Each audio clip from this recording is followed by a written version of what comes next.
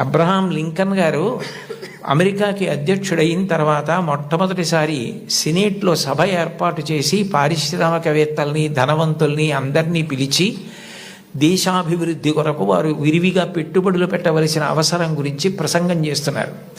లోకంలో ఎప్పుడూ అసూయ, పక్షపాతం, సంకుచితత్వం ఇవి కూడా ఉంటాయి. వెలుగుతో పాటే చీకటి. అందులో ఒక ధనవంతుడికి అసూయ కలిగింది. ఇంత పేదవాడు ఈయన అమెరికా అధ్యక్షుడవడం ఏమిటని అకస్మాత్తుగా సభలో లేచి నిలబడి, లింకన్, అదృష్టం కలిసి వచ్చి ఇవాళ అమెరికా అధ్యక్షుడు అయ్యావు.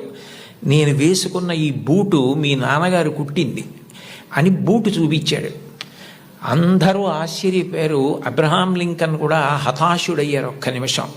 కానీ వెంటనే ఆయన తేరుకుని తాను కూర్చున్న కుర్చీలోంచి లేచి నిలబడి ముకుళిత హస్తాలతో ఆ పారిశ్రామికవేత్తకి నమస్కారం చేసి, మీరు నాకు మహోపకారం చేశారు.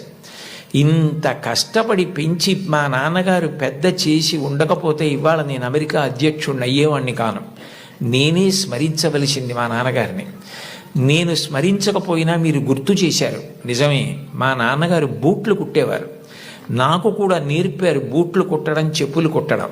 ఎప్పుడైనా మీ బూటు మీకు వదులైపోతే నాకొక్క ఫోన్ చేయండి. నేను అమెరికా అధ్యక్షుడినైనా ఆయన కొడుకుని.